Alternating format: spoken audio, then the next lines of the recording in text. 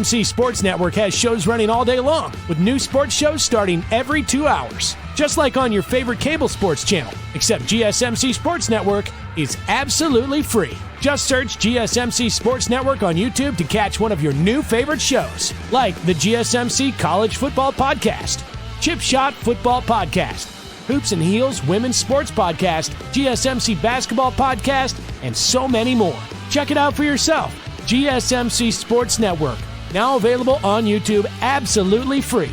Search GSMC Sports Network on YouTube right now.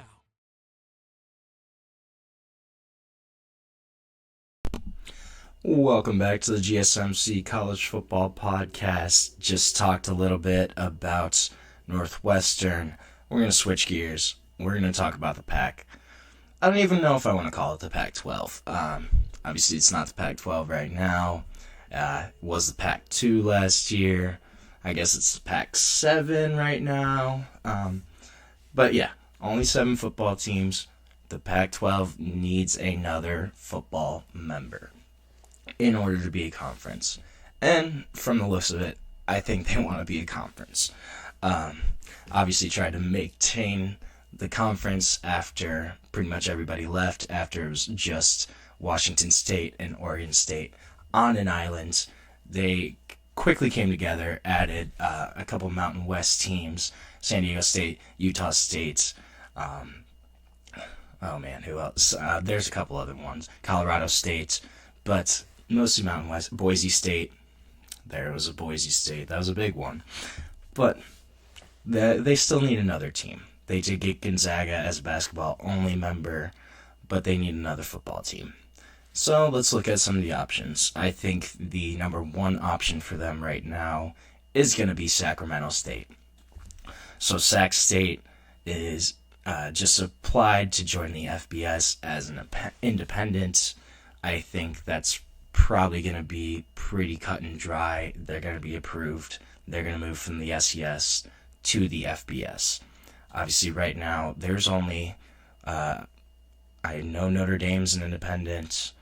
UMass isn't an independent anymore. They're actually joining a conference. Army and Navy aren't even independents anymore. They're in the AAC. So there's really only 1 or 2 independents in the nation right now. Sac State's going to join them, but obviously this move is setting them up to join a conference in the near future. I think that conference is probably going to be the Pac-12. It makes a lot of sense. Sacramento State's in their market on the Pacific Coast. Sacramento, number 20 media market in the country, pretty good size media market. They have a lot more money resources than pretty much anyone kind of realizes. They kind of fly under the radar in terms of that. And they also have invested heavily in the past couple years in basketball and football. Hired a new head coach, Brendan Marion. He was the UNLV offensive coordinator. Hired him in December. So obviously bringing in a guy from the FBS level that had a lot of success. UNLV had a really solid offense last year. Dealt with multiple quarterbacks. That's going to be their new head coach. Also brought in Mike Bibby as their new men's basketball coach. So clearly Sacramento State's trying to jump up a level. They're trying to compete with the big guys, the big dogs. And it looks like, I think they're probably going to be gunning for a Pac-12 invitation. I think that's the most likely option. But I don't know if the Pac would be done yet. I think there's a couple other really solid options, really solid teams for them to look at. I think the next biggest one, is going to be Texas State. So Texas State, obviously, they play in the Sun Belt, located in San Marcos. That's pretty much right outside Austin, kind of in that greater Austin metropolitan area. And this could be a way for the Pac-12 to try to break into the Texas market. So the Mountain West, obviously, they added UTEP, I believe. It was UTEP or UT San Antonio. I can't remember which one off the top of my head. but they're breaking into that Texas market. I think if the Pac-12 wants to try to do the same thing, they need Texas State. Texas State makes a lot of sense. Is a lot bigger than people realize. I didn't know they had 40,000 undergrads, so that's a really good sized school. They're also an R2 research institution, meaning they have some funds, they have a little bit more resources than people kind of realize, and they probably can join a guest power conference. I don't know if I really want to call the Pac-12 a power conference right now. They've kind of declined a little bit just since their dissolution, but this could be a really solid option for the Pac if they wanted to try to break into that Texas market, want to try to maybe get into that and just expand their geological footprints, bring in another school that's got a decent amount of resources. I think Texas State makes a lot of sense. Obviously, they're not really going to be able to get any of the other big Texas schools. Most of those schools are locked into the Big 12. Baylor, Texas Tech, TCU, Houston just joined the Big 12. So most of those big-time Texas schools, the ones with more resources, they're not going anywhere. They're going to stay in the Big 12. They're not going to leave the Big 12. It's a better situation right now for them, and it's more stable. But Texas State, I think, could be a really decent option for them, for the Pac, if they want to try to expand that footprint, if they want to keep growing that market.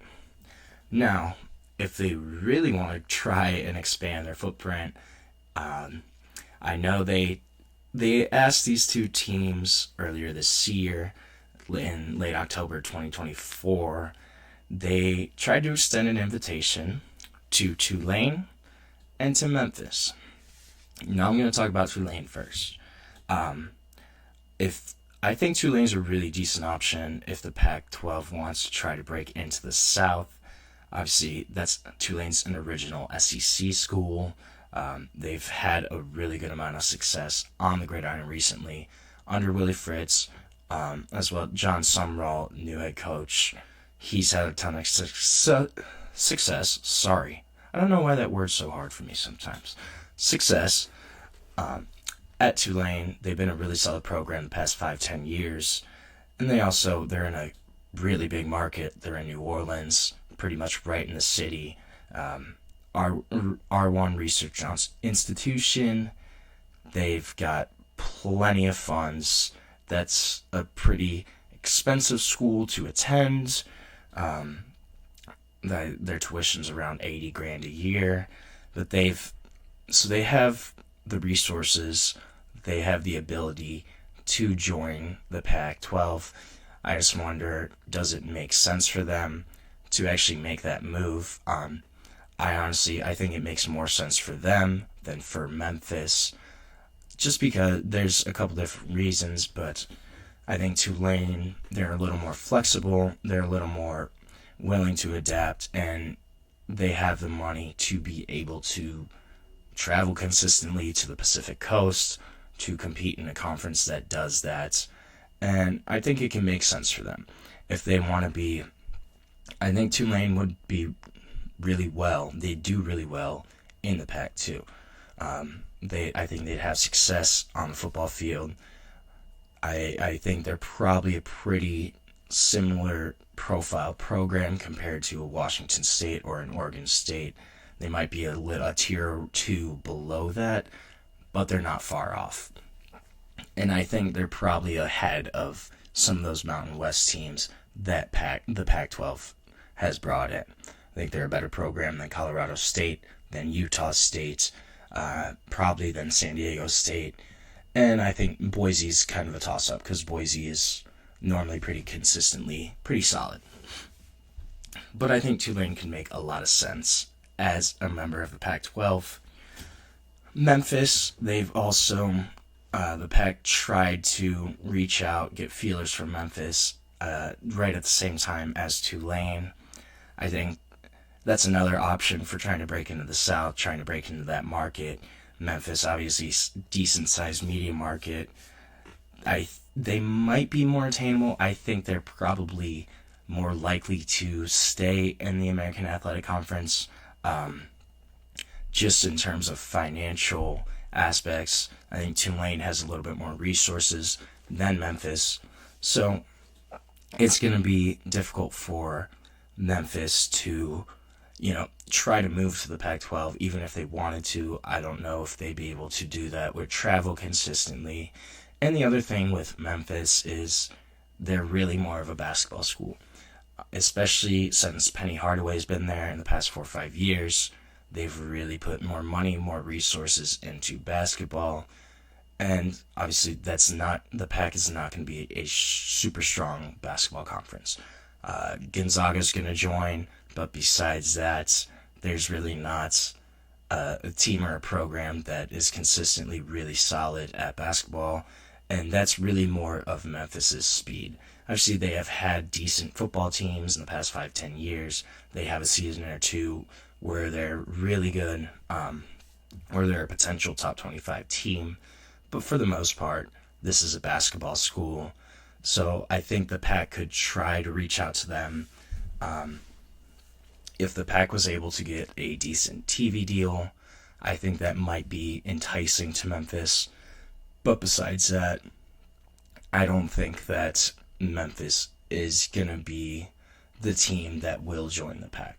I think of the two southern schools, I think Tulane's a lot more likely to actually make that jump. But really, I think this is between Sacramento State and Texas State. And those are going to be your big two names, I think, that are going to keep coming up. And we're going to keep hearing them about the Pac-12. The other thing that I just think is kind of fun, I kind of doubt this is even going to be a conversation. But obviously, Northern Illinois kind of joining the Mountain West. Is there a MAC team that maybe has a chance? I don't think so, personally. That's more kind of for fun. But you never know. Maybe an Akron Zips, maybe a Ball State kind of says, hey, we could maybe try to do this in the Pac. I doubt it. I think that's just more my speculation. That's more just for fun for me. But I'm a MAC guy, personally. So, gotta shout out those guys. But I think this is really seriously between probably Sacramento State and Texas State. But I wouldn't count out either Tulane or Memphis just yet. We don't know how this is going to go. Realignment's been crazy. It will continue to be crazy. It's going to be something that's going to keep being brought up. But this is just fun to speculate about.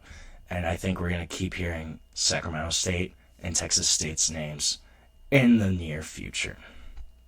So we're going to take our next break of the show. When we come back, we're going to go over coaches. We're going to talk to some guys that I think could maybe be a Coach of the Year candidate. Going to have some fun with that. So we're going to take our break, and we'll be back shortly on the GSMC College Football Podcast.